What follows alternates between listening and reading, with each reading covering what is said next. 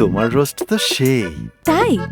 আর এই যে roast, perfect ব্লেন্ডের রাঁধুনি রোস্ট মশলা দেয় এমনই স্বাদ, রোস্ট ছাড়া আর কিছু মাথায় থাকবে না।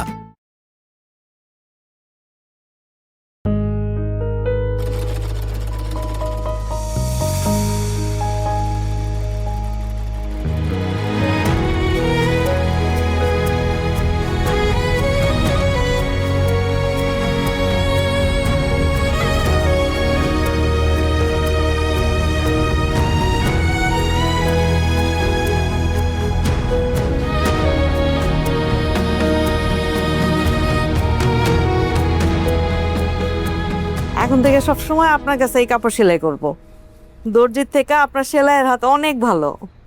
কি যে বলেন ভাবি, আমার কি আর অত পাকা হাত? আমি তো আপনাদের টুকটাক সেলাই করি, অত ভালো হয় না। ভালো না হলে কি আর বারবার আসি? এই নেন ভাবি টাকাটা, আর এই যে এই কাপড়টা সেলাই করে দেন। ওই যে আমার জামার মাপ আছে না, ওই জামার সামনের মাপ সপ্তাহে দিয়ে দেবো। আচ্ছা ঠিক আছে ভাবি, আজকে তাহলে আসি। আচ্ছা মানে আল্লাহ হাফেজ। আচ্ছা, থ্যাংক ইউ।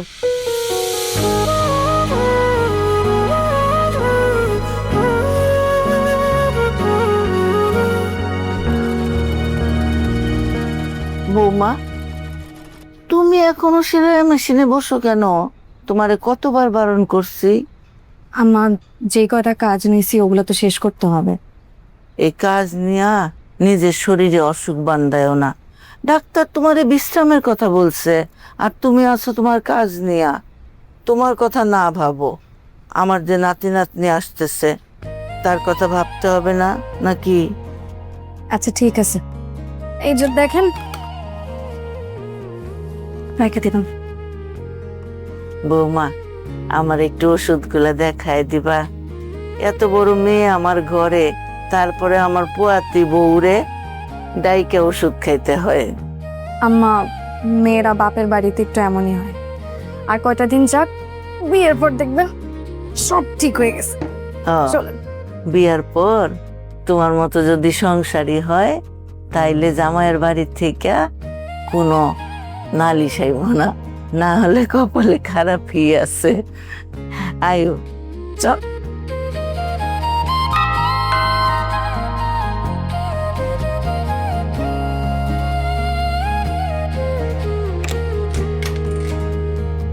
দরজা খুলতে এতক্ষণ লাগে? তোর ভাবি কই? এখানে আমি আমার ওষুধ খাওয়াইতেছি। তোর ভাবির এই অবস্থায় সব কাজ ওই করে, তুই তো হেল্প করতে পারস না? এই সারাক্ষণ ফোনটা নিয়ে থাকোস। সারাদিন যে হাতে মোবাইলটা থাকে ওইটা দেখোস, বইটাও যে হাতে থাকে ওইটা তো দেখোস না। আমি দেখি না, অদৃশ্য কোনো জিনিস আমি দেখি না। আমার চোখে যেটা পড়ে আমি সেটাই বলি। আমি দেখি যে তুই সারাক্ষণ ফোনটা হাতে নিয়ে পড়ে থাকোস। আস্তে ভাঙবো, ডিম আছে, এটা ধর।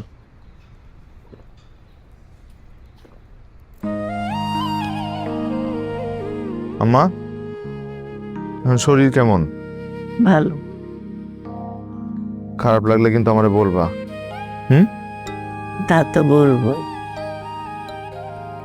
ছেলে টাকা খরচ হবে এটা চিন্তা করে আবার অসুখ লুকায়ও না। খারাপ লাগলে বলবা, ডাক্তারের কাছে নিয়ে যাব। আচ্ছা।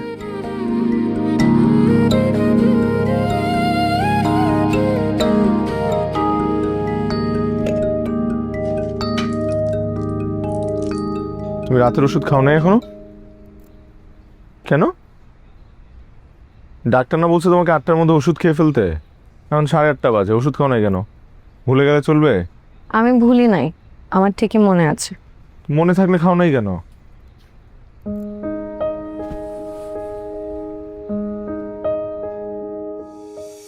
এই যে তুমি অফিস করে ক্লান্ত শরীরেও আমার ওষুধের কথা ভুলো না।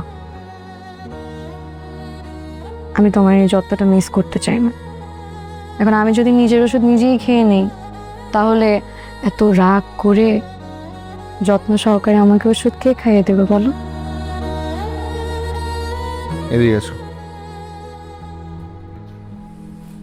এই যে তুমি পুরা সংসারটা এত সুন্দর করে আগলায় রাখো, আমারও তো উচিত তোমাকে খুব যত্ন সহকারে আটকায় রাখছে, কিন্তু আমি তো সেটা করতে পারি না। আর যত্নের কথা বলতেছো, আমারই তো দায়িত্ব তোমাকে যত্ন করে রাখা। তোমার যত্ন করবো না তো কার যত্ন করব? কে আছে আমার তুমি ছাড়া? মাঝে মাঝে না তুমি এত রোমান্টিক হয়ে যাও, আমার ভালোই লাগে। আচ্ছা একটু বসো, দাঁড়ো।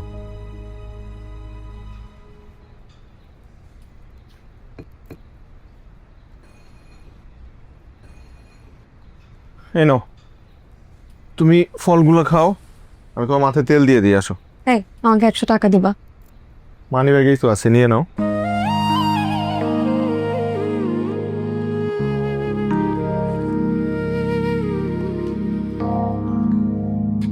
কি করো? আমরা না হানিমুনে যাব কক্সবাজারে, সেই জন্য টাকা জমাচ্ছি। আর কয়দিন পর আপনি এক বাচ্চার মা হবেন, তারপর কি করবেন? বাচ্চার সাথে নিয়ে হানিমুনে যাবেন? মানুষ শুনলে কি করবে? হাসবে। হাসলে হাসুক, আমি কি শুধু বাচ্চা নিয়ে যাব নাকি, মা আর জুইকেও নিয়ে যাব। এ কি, মা আর জুইকে নিয়ে হানিমুনে যাব? তখন তো সেটা হানিমুন থাকবে না, সেটা হয়ে যাবে ফ্যামিলি ট্যুর। নলে হোক, ওরা তো কোনোদিন সমুদ্র দেখে নাই, ওদেরকে সমুদ্র দেখতে মন চায় না। আমরা না নিয়ে গেলে কে নিয়ে যাবে বলো? এটাই হবে আমাদের ফ্যামিলি ট্যুর, এটাই হবে আমাদের হানিমুন। আচ্ছা ঠিক আছে, দেখি একটু তেল দিয়ে দিয়ে দিয়ে দাও। দাঁড়ান উপর উঠে।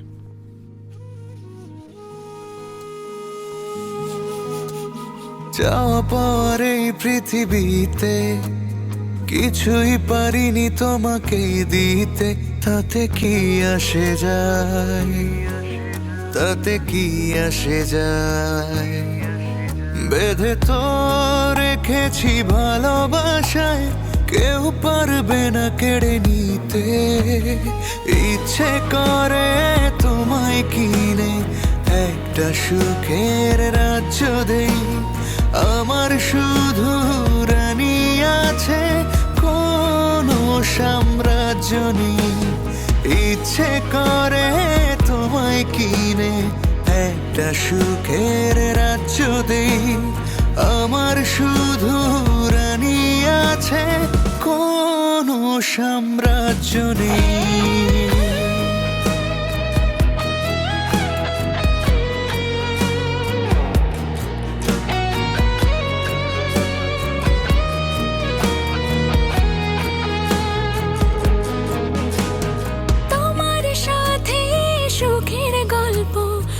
সুখেও থাকি পাশাপাশি, জানি তোমার নেই বিকল্প, তুমি যে আমার ভাগ্যরাশি।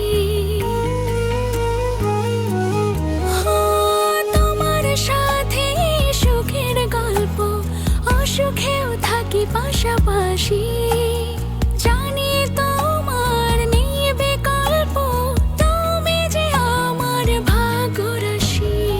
ইচ্ছে করে তোমায় কিনে একটা সুখের রাজ্য দেই, আমার শুধু রানী আছে।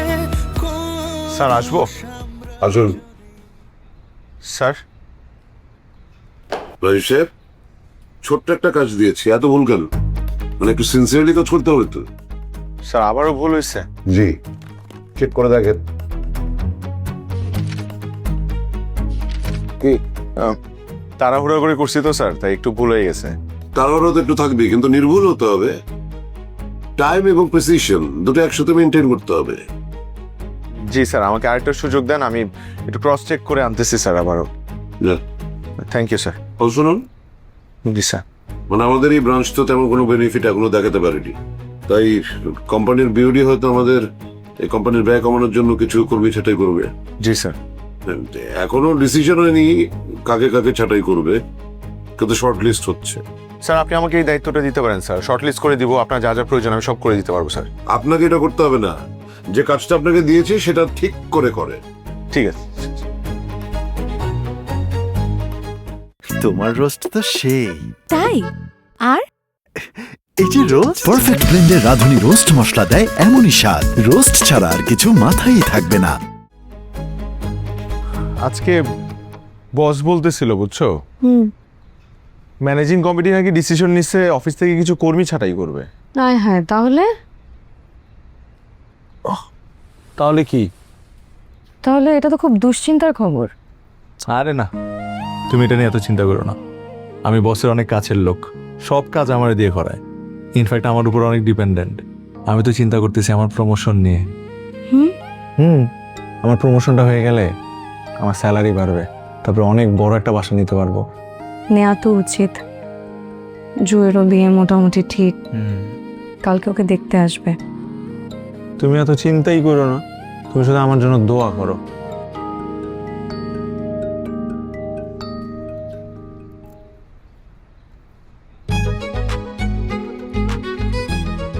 কি হলো? আমাকে আব্বু বলে ডাকছে। আমি আব্বু ডাক শুনতে পাইতেছি। হইছে, উনি পেটের ভেতর আব্বু ডাক শুনতে পায়। তোমার দুর্ভাগ্য যে তুমি শুনতে পাচ্ছ না। তুমি যদি শুনতে পাইতা তাহলে তুমিও শুনতা তোমাকে মা বলে ডাকতেছে। হইছে তো, আর ও যে পেটের ভেতর সারাদিন নড়াচড়া করে এটা তো তুমি টের পাবা না। এখন উঠো, যাও ফ্রেশ হয়ে আসো। আর একটু শুনি। বাবা রাজীব, তুমি এত অস্থির হয়ে না তো বাবা, বসো। আসসালামু আলাইকুম। ওয়ালাইকুম আসসালাম। বৌমা বসো। আমাদের ছেলেকে অনেক পাত্রী তো দেখিয়েছি, কিন্তু সে আপনাদের মেয়েকে পছন্দ করেছে। আঙ্কেল, আসলে আমার বোনটাকে খুব আদর করে বড় করছি। আমার একটা মাত্র বোন তো মানে সারা জীবন তো আর ঘরে আটকে রাখতে পারবো না, বিয়ে তো দিতেই হবে। শুধু একটা অনুরোধ, ও যাতে কখনো কষ্ট না পায়। হ্যাঁ হ্যাঁ বাবা, তোমার এটা ভাবতে হবে না। আমাদের বাসা ভর্তি লোক, ওকে আদর করে মাথায় তুলে রাখবে। নে বাবা, আংটিটা পরিয়ে দে।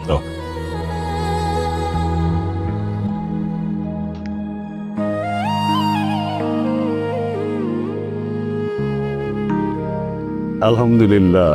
আসলে আপনারা যে আজকে এসে আংটি পরায় দিবেন সেটা আমাদের জানা ছিল না, তো আমাদের ওই প্রস্তুতিটা নাই। মানে পরের দিন না হয় আমরা। আরে না, এসব নিয়ে টেনশন করো না। তুমি তো এই ফ্যামিলির একমাত্র জি। ছেলে, গার্জিয়ানও তুমি। আমাদের আসলে আরো অনেক রিলেটিভরা আছে, ওদের সাথে কথাবার্তা বলে না হয় বিয়ের ডেটটা ফিক্স করে। তুমি কি বলো? জি জি অবশ্যই, ওনাদের সাথে কথাবার্তা বললে আমাদেরকে জানায়েন। শুধু একটা প্রশ্ন ছিল। বলো বাবা। মানে খারাপভাবে নিয়েন না, আপনাদের অন্য কোনো মানে চাহিদা? আরে কি বলো তুমি, আমাদের ছেলে তোমার বোনকে পছন্দ করেছে। আমরা চেয়েছি একটা লক্ষ্মী পয়মন্ত বৌমা, ব্যাস। আলহামদুলিল্লাহ আলহামদুলিল্লাহ আলহামদুলিল্লাহ আলহামদুলিল্লাহ। ঠিক, নেন না একটু প্লিজ, আমি উঠাই দিই।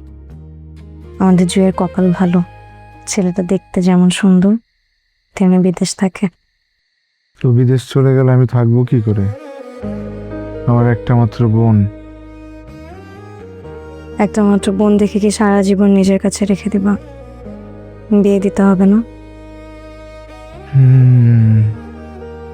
কিন্তু এত দূর চলে যাবে এটা ভাবতেই তো কষ্ট লাগতেছে।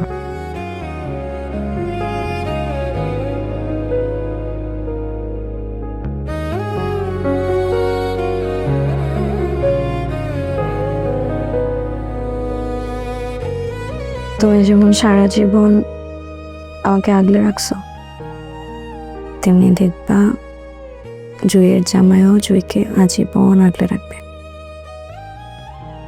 একটু দূরে থাকুক, কিন্তু জুই যদি ভালো থাকে তাহলে আমাদেরও তো ভালো লাগবে, তাই না?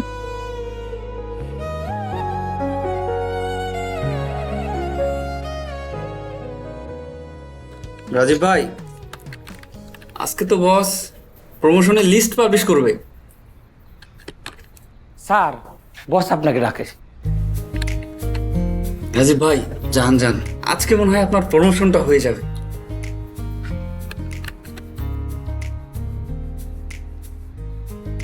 আপনি মনে হয় আমাকে ডাকছেন প্রমোশনের ব্যাপারে। প্রমোশন? জি স্যার। আপনি লিস্ট দেখেননি? না স্যার, প্রমোশনের লিস্ট তো দেখার সৌভাগ্য হয় না।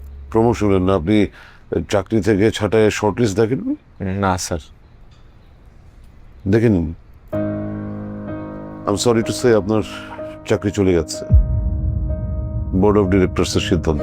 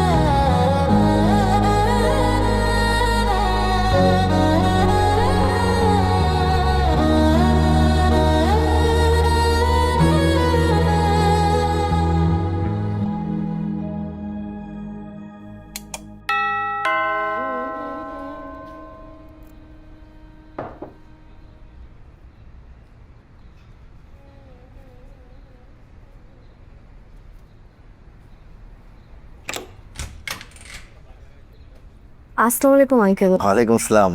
ভালো আছো? জি আঙ্কেল। রাজীব বাসায় নাই? না আঙ্কেল, ও তো বাসায় নাই, অফিসে। আমাকে বলেন, কোনো অসুবিধা নেই। না আসলে বলবো কি, তোমরা তো এতদিন ধরে আসো এই বাড়িতে, কখনো ভাড়ার জন্য বলতে হয় নাই, আমিও কখনো আসি নাই। তো আজকে দেখতে দেখতে 19 তারিখ হয়ে গেল, তো ভাড়াটা এখনো দিল না। আঙ্কেল আসলে ওর এই মাসের বেতনটা পেতে একটু লেট হচ্ছে, তো তাই সময় মতন ভাড়াটা দিতে পারিনি। বেতন পেলে আঙ্কেল আমি নিজে যেয়ে দিয়ে আসবো। না ঠিক আছে, না তোমরা তো সবসময় 5-7 তারিখের মধ্যেই ভাড়া দিয়ে দাও, এবার একটু দেরি হইতেছে, তাই ভাবলাম যে ভুলে গেলা নাকি অন্য কোনো সমস্যা, তাই দেখতে আসলাম। না না আঙ্কেল, কোনো সমস্যা না, সব ঠিকঠাক।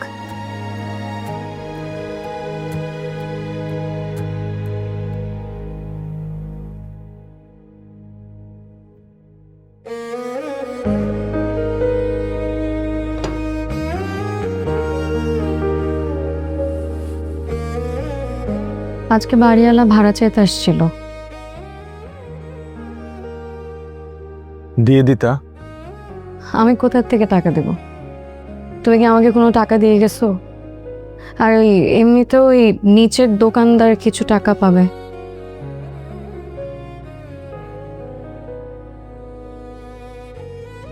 আচ্ছা, আজকে মাসের 19 তারিখ, তুমি এখনো বেতন পাওনি? বেতন দিবে কবে? আমি বেতন পাবো না। বেতন পাওয়া না মানে? তা নিয়ে আমার চাকরিটা চলে গেছে। চাকরি?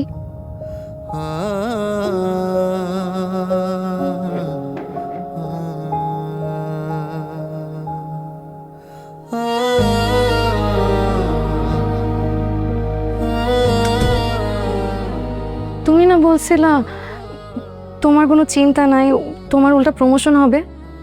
হ্যাঁ, আমিও তো তাই ভাবছিলাম। চাকরি না থাকলে প্রতিদিন অফিস টাইমে তুমি ব্যাগ নিয়ে কোথায় যাও? অভিনয় করি। অভিনয়? হ্যাঁ অভিনয়। আমার মতো মধ্যবিত্তদের অভিনয় করা ছাড়া আর তো কোনো উপায় নেই। আমরা খুব সহজে সত্যটা বলতে পারি না, কি করব বলো? তাই সত্য লুকানোর অভিনয় করি। আমি প্রতিদিন সকালবেলা অফিসের জন্য বের হই, কিন্তু আমার তো কোনো অফিস নাই। বিভিন্ন অফিসে ঘুরি চাকরির ইন্টারভিউ দিই, কিন্তু আজ পর্যন্ত আমার কোনো চাকরি হয় নাই। আমাকে তো তুমি সত্যটা বলতে পারতা, আমার কাছে অভিনয় করার কোনো দরকার ছিল না। কিভাবে বলবো? তোমার এই অবস্থায় যদি তোমাকে এই কথাটা বলি, তুমি যদি আপসেট হয়ে যাও। মা অসুস্থ, মা যদি জানে, মা যদি আরো অসুস্থ হয়ে যায়, এর মধ্যে জুয়ের বিয়ে কয়দিন পর, ওইটা জানতে পারলে ও যদি ডিপ্রেসড হয়ে যায়, তাই আসলে কাউকে আমি সত্যিটা বলতে পারি নাই।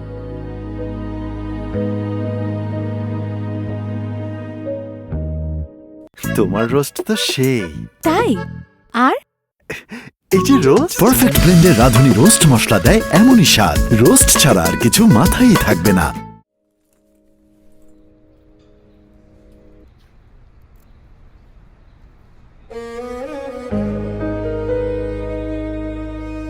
রাজীব, আমার ওষুধ শেষ, তোরে তো বললাম, তুই তো ভোলামন হয়ে গেলি কেন?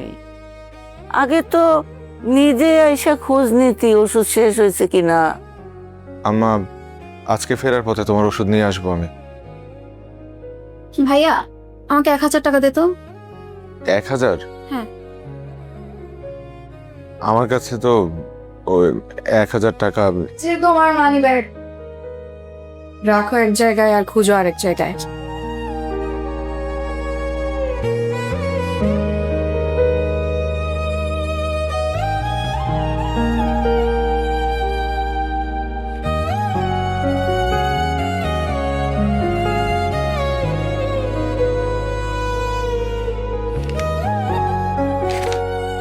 আচ্ছা আমি গেলাম তবে।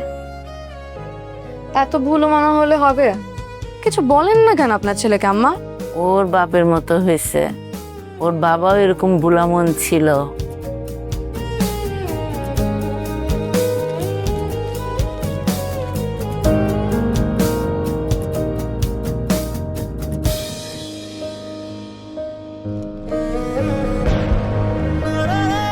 মানি ব্যাগে তো টাকা ছিল না, টাকা কই পেলাম?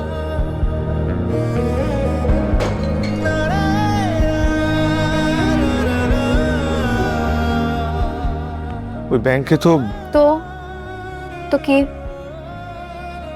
তোমার আবার যখন চাকরি হবে তখন আমাকে আরো বেশি বেশি টাকা দিবা। আমরা হানিমুনে যাওয়ার জন্য আবারও টাকা চাও।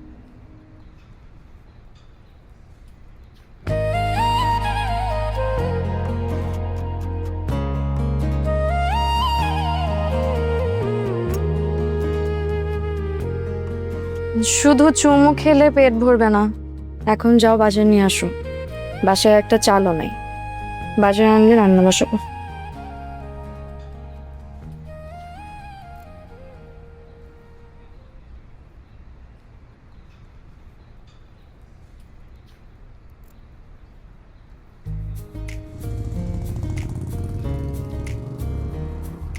Rajib, what a surprise man! অনেকদিন পর। কি অবস্থা, কেমন আছো তুমি? আমি ভালো আছি, তুমি কেমন আছো উর্বশী? যাক, আমাকে চিনতে পেরেছো তাহলে। এ কি, চিনবো না কেন? না চেনার তো কোনো কারণ নাই। না চেনার অনেক কারণ আছে, কারণ গ্রাজুয়েশনের পর তুমি আমার সাথে কোনো কন্ট্যাক্ট করোনি। আমরা সোশ্যাল মিডিয়াতেও কানেক্টেড না। যাই হোক, অনেকদিন পর দেখা, গাড়িতে চলো, অনেক কথা আছে তোমার সাথে। না, আমি তো একটু বাজারে যাচ্ছি। তো কি হয়েছে, বাজারে একটু পরে করলে কিছুই হবে না। ও বুঝছি, নাকি তানিয়া দেখলে প্রবলেম হবে? না না, তানিয়া দেখবে কি করে, ও তো বাসায়। রাইট, ওকে, গাড়িতে চলো। আমি ওই আরে কি আমতা আমতা করতেছো, গাড়িতে আসো। নাকি তোমার কলার ধরে আমি তোমাকে কিডন্যাপ করবো? কোনটা চাও? ঠিক আছে ভাবি। না ভাবি, হয়েছে কি, আপনি আমাকে একটা টিউশনি জোগাড় করে দিতে পারবেন?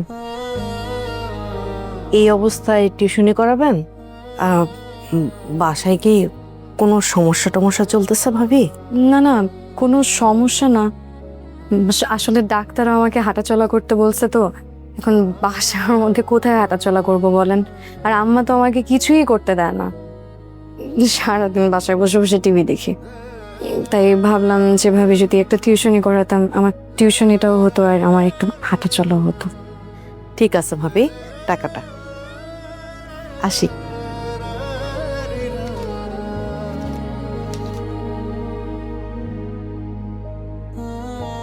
বৌমা, তোমারে কতবার বলছি এই শরীর নিয়ে মেশিনে না বইতে? তুমি আমার কথা শোনো না? না নাকি আমার পুতে তোমাদের টাকা পয়সার অভাবে রাখছে? আম্মা আসলে ডাক্তার তো বলছে আমার একটু হাঁটাচলা করতে, বাসার মধ্যে কোথায় হাঁটাচলা করব বলেন? একটু সেলাই করি, পা দুইটা চলে, এটাও তো এক ধরনের ব্যায়াম নাকি? আমার বুড়ি বইলা এইসব যাতা বুঝাইলে আমি বুঝবো? আমি বুঝি না কোনটা ব্যায়াম কোনটা কি। আজকের পর থেকে তুমি আর মেশিনে বসবা না, কোনো কাজ করবা না, আমাদেরকে বলবা, জুই আর আমাকে বলবা, আর বাসার কোনো কাজ তুমি করবা না, আচ্ছা মা, মনে থাকে যেন। মনে থাক। কতদিন পর তোমার সাথে দেখা, এত গল্প করলাম, খুব ভালো লাগছে। আর তোমার সাথে আমার অনেক প্ল্যান করতে হবে, বুঝছো? তোমার নাম্বারটা দাও। আমার নাম্বার তো বন্ধ, মানে কোনো প্রবলেম? মানে তানিয়া কি কাউকে নাম্বার দিতে না করেছে? আরে না না, তানিয়া একদমই এরকম না। তানিয়া না করবে কেন? হয়েছে কি, ও আবার একটা কাজ করছে, ওর ফোনটা নষ্ট করে ফেলছে, যে কারণে আমার ফোনটা ওকে দিয়ে দিছি, ওটা ইউজ করতেছে। এখন আমার সিমটা বন্ধ। তুমি চাইলে তানিয়ার না। এক্সকিউজ দিতে হবে না, আমি বুঝতে পেরেছি তুমি নাম্বারটা দিতে চাচ্ছ। আরে বোকা নাকি, কেন নাম্বার দিতে যাবো না কেন? ইটস ওকে, ইটস কমপ্লিটলি ওকে। তোমার হাজবেন্ডের কি অবস্থা? ও কেমন আছে? মারা গেছে। মারা গেছে? আল্লাহ, কিভাবে, কবে মারা গেছে? আমি তো কিছুই জানি না। তুমি না আগের মতোই আছো, একদম বোকাশোকা। আমি তো এখনো বিয়েই করিনি। ও, বিয়ে করো নাই? আমরা উঠি, চলো। এখনই উঠবা? আর একটু থাকো। আমি বললাম না আমার বাজারে যাইতে হবে। ও রাইট, এক্সকিউজ মি, বিলটা। বিল?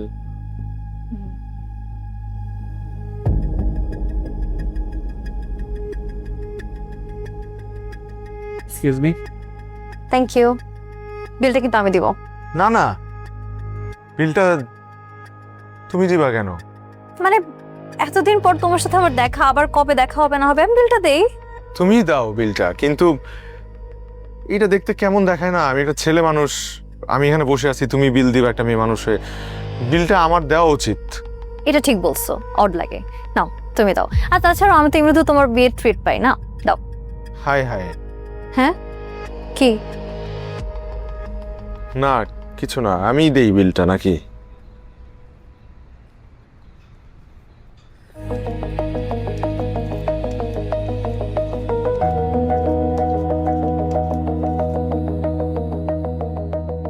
সে কখন গেলা আর এখন আসছো? কি ব্যাপার, তোমার বাজার কই? মানি ব্যাগটা পকেট মার রাস্তা দিয়ে যাওয়ার সময় নিয়ে গেছে। আয় হায়, কি বলো? আরে ব্যাপার না, ঢাকা শহরে বসবাস করতে হলে এমন একটু একটু সিচুয়েশনে পড়তে হয়। বাসায় বাজার নাই, বুঝছোস? 1000 টাকা দিতে পারোস তাইলেও খুব উপকার হয়। আরে আমার একদম এই মাসে বেতনটা এখনো পাই নাই রে, হাত পুরো খালি। দেখ না, যদি পারোস তাহলে খুব ভালো হয় আর কি। আচ্ছা দেখি। অন্তত 500 টাকা পাঠা। 500 টাকা? আমার এই নাম্বারে পাঠা, তাহলে। দোস্ত থাকলে তোরে দিতাম, একদম খালি। এখানে বাজারের লিস্ট আছে, বাজারগুলো নিয়ে আসো। বাজার? ও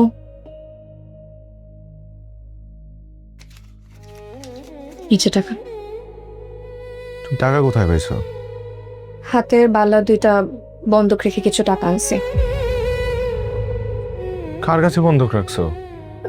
রাখছি, তোমার এত কথা জানতে হবে না তো, রাখো।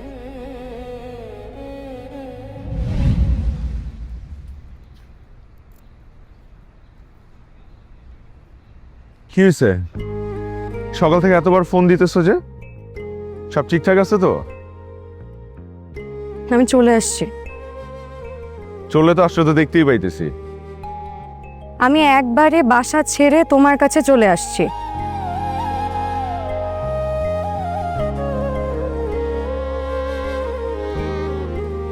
তুমি বাসা ছেড়ে ব্যাগ নিয়ে চলে আসছো কি করতে? বিয়ে করতে। তুমি বিয়ে করতে কি বলতেছো এখন? মানে এই মুহূর্তে আমি, মানে আমি তো কিছু করি না এখনো, আমার তো চাকরি পাইতে হবে না? সব জেনেই তো আমি তোমার কাছে আসছি। আর চাকরি নাই, তুমি তো চাকরি খুঁজতেছো, কয়দিন পরে এমনিতেই চাকরি হয়ে যাবে। আচ্ছা দেখো, তোমার ফ্যামিলিতে 3 জন মানুষ, আর একজন না হয় বাড়লো, তাতে কি তোমার খুব বেশি ক্ষতি হয়ে যাবে? তুমি যদি এখন আমাকে বিয়ে না করো, কালকে কিন্তু তোমার আমার বিয়ে খেতে হবে। এখন সিদ্ধান্ত তোমার, তুমি কি করবা। সরি। কেন? আমি কি করবো আমি বুঝতে পারতেছি না। তুই তোমার বাবা মাকে ছেড়ে আমার কাছে চলে আসছো, আর আমি তোমাকে অভাব অনটনের মধ্যে রাখছি। তুমি তো এটা ডিজার্ভ করো না, এইভাবে হয় না।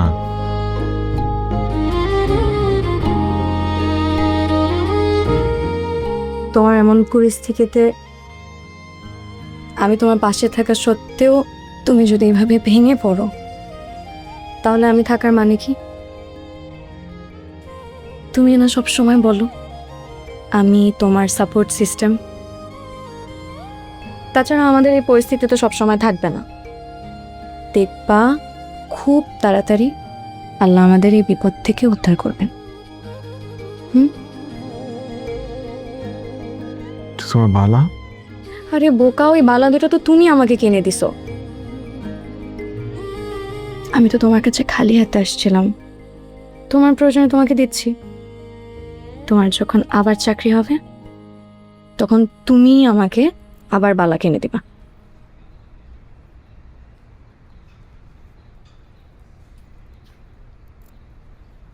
বান্দর কি আর সাথে গাছে উঠে?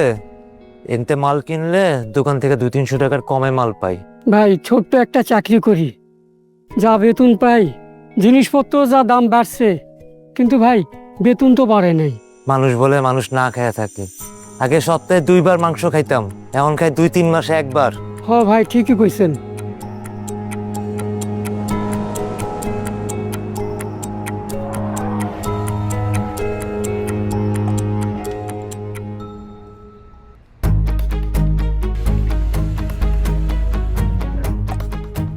ভাই আজকের মতো মাল শেষ, আবার কালকে আসে। সকাল থেকে আসলে আমরা বুঝলাম না, তাহলে সকাল থেকে আসলাম তুই ভাই। এনে মাল নিচে আইলে সকালে এসে দাঁড়াইতে এই লাইনের, আমি প্রতিদিন আয়া মাল নেই বুড়ে আই।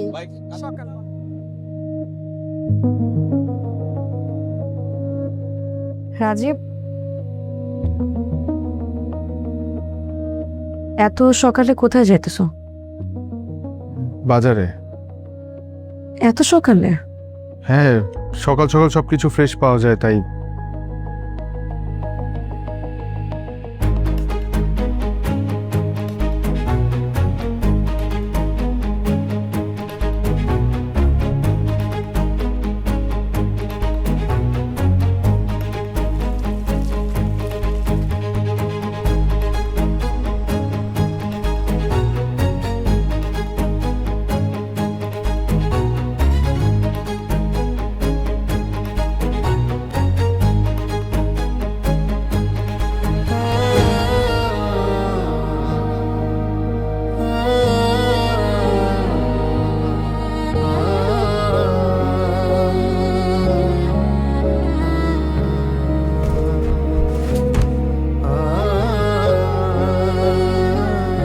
আপনারা সবাই সিরিয়াল ধরেন, সিরিয়াল না ধরলে কাউকে দিব না।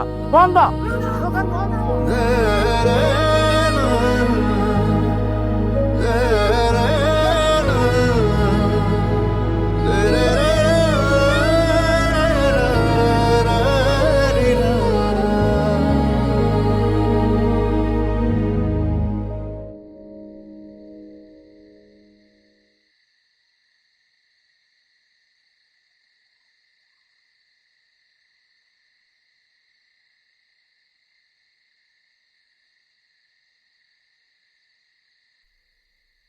হাত কাজ কি হবে তোমার?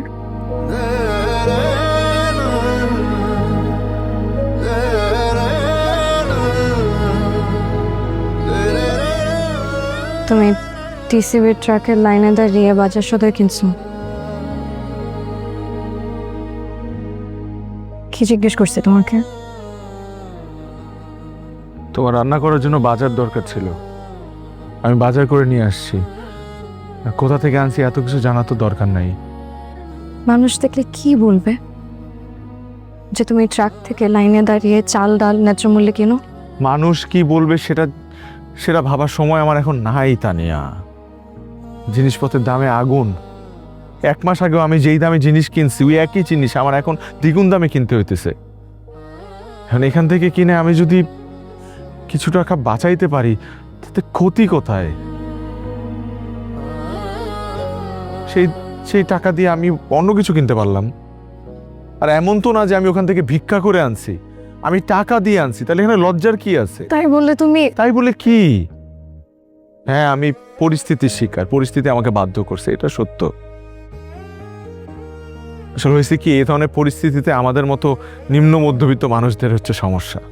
এর মধ্যে নাই আমার চাকরি, সম্মান হারানোর ভয়ে না পারতেছি রিক্সা চালাইতে, না পারতেছি হকারি করতে। এখন এখান থেকে জিনিস কেনা কি অন্যায়? আমার কাছে তো মনে হয় না। কিছুদিন পর জুয়ের বিয়ে, কেউ যদি দেখে? কি হবে? কি হবে দেখলে আমাকে বলো? সম্মান নষ্ট হবে?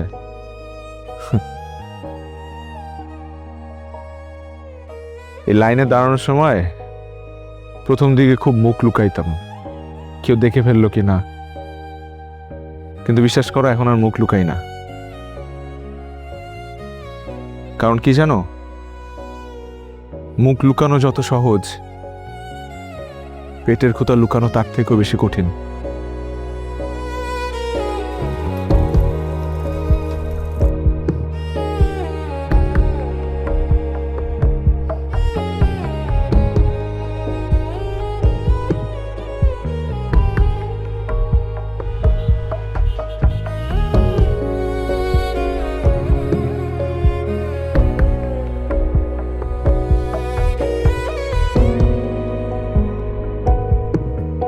আপনার কোয়ালিফিকেশন তো ভালো, কিন্তু আসলে এই পরিস্থিতিতে আপনাকে আমরা নিতে পারতেছি না আপু, সরি। ভাইয়া কোনো অসুবিধা নাই, বিশ্বাস করেন আমি দেখেন আমাদের এখানে বাচ্চারা পড়ে, অনেক লং টাইম পড়াইতে হয় দাঁড়িয়ে, আপনার পক্ষে এটা পসিবল হবে না।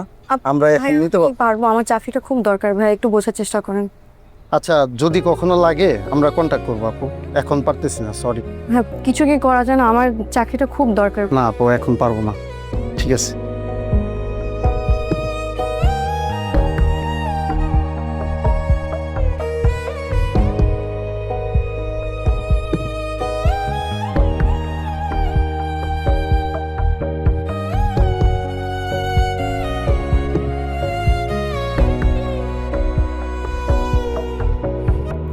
বুঝবই তো আসলে চাকরির বাজার এখন, তারপরেও আমি যথাসাধ্য চেষ্টা করব।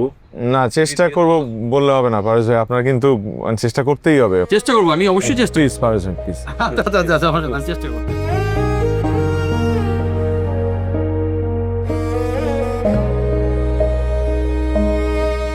আসসালামু আলাইকুম ভাইয়া।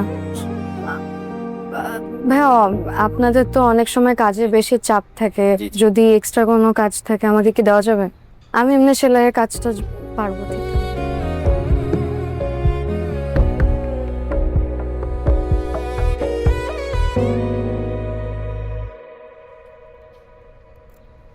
আপনাকে আগেও বলেছি ঠিক মতো খাওয়া দাওয়া করতে হবে, তা না হলে বাচ্চা পুষ্টিহীনতা ভুগবে। এই যে দেখেন, আপনার হিমোগ্লোবিন অনেক কম। প্রেগনেন্সি অবস্থায় যদি এত কম হিমোগ্লোবিন থাকে, সেক্ষেত্রে বাচ্চার জন্যও ঝুঁকি, মায়ের জন্যও ঝুঁকি। বেশি বেশি করে পুষ্টিকর খাবার খেতে হবে, শাকসবজি, মাছ, ফলমূল, কলিজা, এই জাতীয় জিনিসগুলো আপনাকে বেশি করে খেতে হবে। আর তাছাড়া প্রেগনেন্সিতে যতটুকু ওয়েট একজন মায়ের থাকতে হয় সেটাও কিন্তু আপনার নেই, ওয়েটও অনেক কম। এই ব্যাপারটাও কিন্তু আপনার খেয়াল রাখতে হবে, তা না হলে আপনিও ঝুঁকিতে পড়বেন, বাচ্চাও ঝুঁকিতে পড়বে। ওষুধগুলো লিখে দিচ্ছি, এগুলো ঠিক মতো খাবেন, আয়রনগুলো চলবে, ক্যালসিয়ামগুলোও চলবে। ওকে? আচ্ছা, আমার ইমার্জেন্সি একটা উঠি আছে, আমি একটু উঠছি। হ্যাঁ,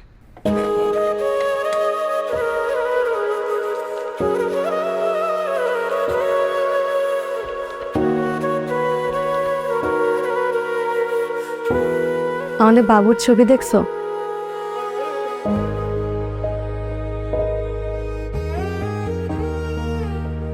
তুমি খুশি হও নাই? বাবা হিসেবে আজকে আমার সবচেয়ে খুশি হওয়ার কথা, কিন্তু আমি খুশি হতে পারতেছি না, কারণ আমার মাথার মধ্যে হাজারটা চিন্তা। ওকে ঠিকঠাক মতো বড় করতে পারবো কিনা, ভালো স্কুলে পড়াশোনা করাইতে পারবো কিনা, পুষ্টিকর খাবার খাওয়াইতে পারবো কিনা আমি জানি না।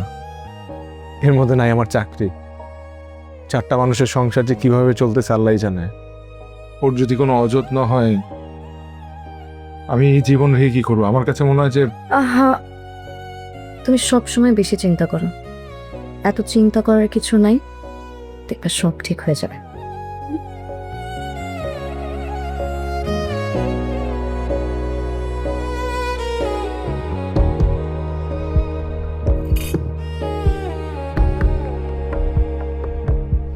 ভাবি, ভাতগুলো একটু মোটা মনে হইতেছে না? হ্যাঁ, একটু মোটাই। ভাইয়া, আগে তো চিকন চালান তো, ওটাই তো ভালো ছিল, এবার মোটা চালাননি কেন? কারণ ডাক্তার বলছে তোর ভাবিরে পুষ্টিকর খাবার খাইতে, আর চিকন চালে কোনো পুষ্টি নাই। এই ধরনের চাল কিভাবে চিকন করা হয় তুই জানোস না? কিভাবে? দুনিয়াদারির তো কোনো খবর রাখোস না। মেশিনের মাধ্যমে মোটা চাল কাইটা চিকন করা হয়, যেগুলোর মধ্যে কোনো পুষ্টিগুণ থাকে না।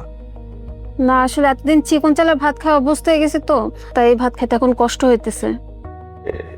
এইটা কয়দিন খাইলে অভ্যাস হয়ে যাবে, একটু কষ্ট করে খা। মোটা চালের একটা আলাদা স্বাদ আর ঘ্রাণ আছে। আজকে খায়ালো, পরে ভাইয়া বাজারে গেলে চিকন চাল আনবে না।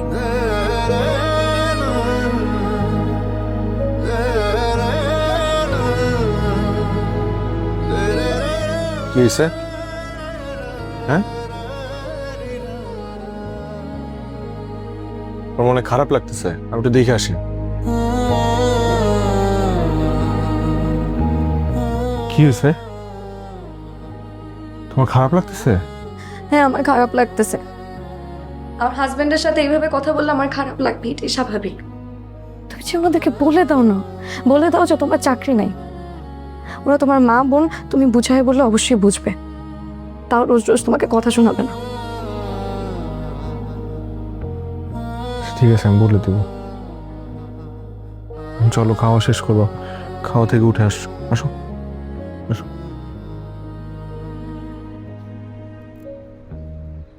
হ্যাঁ, আমরা আমাদের আত্মীয় স্বজনের সাথে কথা বলেছি। আজকে তো 25 তারিখ, আগামী মাসের 10 তারিখের মধ্যে আমরা বিয়ের প্রোগ্রামটা শেষ করে ফেলি। এই জন্যই আলোচনা করতে এসছি আপনাদের সাথে। আমাদের কোনো সমস্যা নাই, আলহামদুলিল্লাহ। আমার একটু একটা কথা আছে আর কি। আঙ্কেল, কিছু মনে না করলে বিয়েটা যদি একটু পিছানো যায় কয়টা দিন, তাহলে খুব ভালো হয়। হ্যাঁ, 2-4 দিন তো এদিক সেদিক করাই যাবে, আর তোমাদের সুবিধাও তো আমাদের দেখতে হবে। 2-4 দিন না, 2-4 মাস হলে ভালো হয়। কেন 2-4 মাস কেন? আরে আমাদের আত্মীয় স্বজনরা ওই সময়টাই ফ্রি থাকবে, আর তোমাদেরও তো ছুটি নেই, ওর তো কানাডায় ব্যাক করতে হবে। হ্যাঁ, কিন্তু আমার আসলে একটু এই সমস্যা আছে, তাই না? তোমাদের সমস্যা তো লেগেই আছে একের পর এক। এই থামো, কথা বলতে দাও। তোমাদের এত সব সমস্যা থাকার পরও আমি এই বিয়েতে রাজি হয়েছে একটাই কারণ, আমার ছেলে তোমার বোনকে পছন্দ করেছে। এই, আমার ছেলেকে তোমার বিয়ের আংটি পরানোর কথা ছিল না? কই পরাওনি তো? আরে পরাবে কিভাবে? তুমি তো থাকো টিসিবি ট্রাকের সামনে লাইনে দাঁড়িয়ে থাকো চাল ডাল কেনার জন্য। এরপর আমার ছেলের যখন তোমার বোনের সাথে বিয়ে হবে, সে তোমাদের বাড়িতে আসবে, তুমি যাবে টিসিবি ট্রাকের সামনে, চাল ডাল কিনবে, এনে রান্না বান্না হবে। ততক্ষণ আমার ছেলে না খেয়ে অপেক্ষা করো। মা, আঙ্কেল, আমার অবস্থাটা একটু বোঝার চেষ্টা করেন। যা বোঝার বুঝে গেছি। তোমাদের এত কিছুর পরও আমরা এসেছিলাম বিয়ের ডেটটা ফাইনাল করার জন্য, কিন্তু তোমাদের অবস্থা দেখে যেমন হচ্ছে তাতে এই বিয়ের জন্য আমাদের আর আগানো ঠিক হবে না। এই চলো, শুনুন, আমাদের যদি কোনো ভুল হয় ক্ষমা করবেন। চলো, আরে চলো। আঙ্কেল, এমনটা কেন করলি তুই? আমার মেয়ের এমন ভালো সম্বন্ধটা ভেঙে দিলি, সমস্যা কি তোর? ভাইয়া, তোর আমাকে যেখানে বিয়ে দেবে আমি সেখানেই বিয়ে বসবো। তা তো কিছু পর কেন পিছাই গে? কি এমন হয়েছে আমাদের তো বলতে পারতি। তুই তো আগে এমন ছিলি না। কত 2টা মাস ধরে আমি দেখতেছি তুই কেন জানি পরিবর্তন হয়ে গেছে। বাজার সদাই ঠিক মতো করস না, মোটা ছেলের ভাতাই না খাওয়াইতেছিস। সব খরচ দিবি তো দূরের কথা, আমার কোচিংয়ের টাকাটা পর্যন্ত তুই দিতেছিস না। আমার বান্ধবীরা আমার নিয়ে হাসাহাসি করে, ওদের সামনে যাইতে আমার লজ্জা করে। তোর যদি আমাকে করানটা কষ্ট হয়ে যেত আমাকে বল, আমি কোচিংয়ে যাওয়া বন্ধ করে দিই। তুমি মিতুলের বাবাকে একবার বুঝায় বলতে পারতাম। থামো বৌমা, আমি সব বুঝে ফেলাইছি। কয়দিন পরে তোমাকে বাচ্চা হইব, বাচ্চার ভবিষ্যৎ আছে, টাকা পয়সা লাগবো, এই জন্য আমার মায়ের বিয়াটা ভাঙ্গে দিছস। তুই এখন আর খরচ করতে যাইতেছস না। আমি আমি একটু বলা পেটে ধরছি, তুই একটা স্বার্থপর। হ্যাঁ, আমি স্বার্থপর। আমি একজন স্বার্থপর সন্তান। তুমি ঠিকই বলছো আম্মা। আমি একজন স্বার্থপর ভাই, আবার কখনো কখনো আমি একজন স্বার্থপর স্বামী। আচ্ছা আম্মা, আমার একটা কথা বলো তো, আমার বাপ যখন মারা যায় তখন আমার বয়স কত ছিল? আমি ইন্টারে পড়ি। সেই বয়স থেকে আমি পুরো সংসারের হাল ধরছি। এতটুকু একটা পোলা পুরা সংসারের হাল ধরছে। মা, তুমি আজকে আমার স্বার্থপর বইলা বলাইলা? কতটুকু বয়স ছিল আমার তখন? নিজে সংসারের দায়িত্ব নিছি, পাশাপাশি নিজের পড়াশোনা চালাই গেছি। নিজের পড়াশোনা কখনো বন্ধ হইতে দিই নাই। আর আজকে আমি স্বার্থপর। আসলে তো আমি তো স্বার্থপর, কারণ আমি তো তোরে মোটা চালের ভাত খাওয়াইছি, আমি তোরে হাত খরচ দিতে পারি নাই, কোচিং এর টাকা সময় মতো দিতে পারি নাই। কিন্তু আগের দিনগুলোর কথা মনে করে দেখ না একটাবার। কখনো কি একটা দিনও দেরি হয়েছিল? কখনো কি তোর আমার কাছে চাইতে হয়েছিল টাকা? চাইতে হয় নাই। আমার ওষুধ কিনতে পারি নাই আমি। 2টা মাস যে আমি আমার ওষুধ কিনতে পারি নাই, আমার ভিতরে যে কি গেছে এটা শুধুমাত্র আমি জানি। কতটা কষ্ট আমার চোখের দিকে আমি তাকাইতে পারি নাই 2টা মাস। আমার খারাপ লাগে নাই? আমার খারাপ লাগে নাই? আমার লাগছে খারাপ। কিন্তু কখনো তোমরা একটাবার আমাদের জিজ্ঞেস করছো যে আমার এই অবস্থা কেন? করো নাই তো জিজ্ঞেস। আমার এই অবস্থা কারণ আমার 2টা মাস যাবত কোনো চাকরি নাই। আমার কোনো চাকরি নাই। এই মানুষটা জানে শুধুমাত্র। তোমরা কষ্ট পাবা, তোমাদের আমি বুঝতে দেই নাই। আমি চেষ্টা করছি যাতে তোমরা না বুঝো, আমি ম্যানেজ করার চেষ্টা করছি, কিন্তু তাও আমি পারি নাই। একটা মানুষ যে পুরো পরিবারটা চালায়, সেই মানুষটা যখন পরিবারের মানুষের জন্য করতে পারে না, সেটা যে কত কষ্টের, কত লজ্জার, তোমরা কেউ বুঝবা না, কেউ বুঝবা না। কারণ আমি তো স্বার্থপর ভাই, আমার ভুল হয়ে গেছে। আমি তোমাদের সব আবদার পূর্ণ করতে পারছি না। আমার মাফ করে দাও, আমার মাফ করে দাও আম্মা। তোর পাও ধরতে তাহলে আমার মাফ করে দে, আমার তুই মাফ করে দে। আমি পারি নাই রে বোন, আমি পারি নাই, আমার মাফ করে দাও। আমি স্বার্থপর। আমি অভিনয় আর করতে পারতেছি না। দিনের পর দিন এই অভিনয় আমি আর করতে পারতেছি না।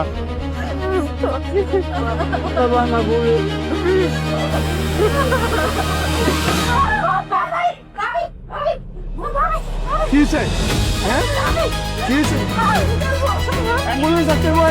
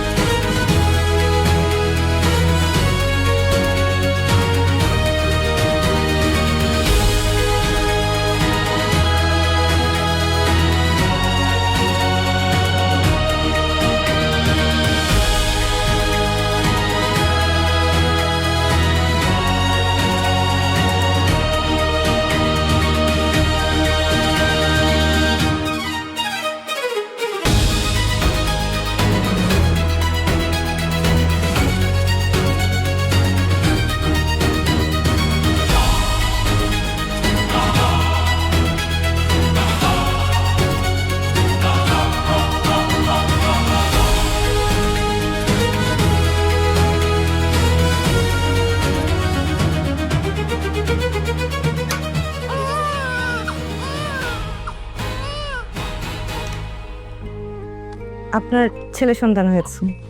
ভালো।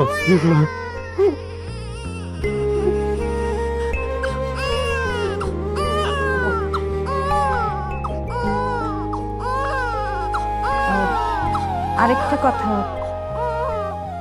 আসলে আমরা দুঃখিত। অতিরিক্ত রক্তক্ষরণের কারণে আপনার স্ত্রীকে আমরা বাঁচাতে পারিনি।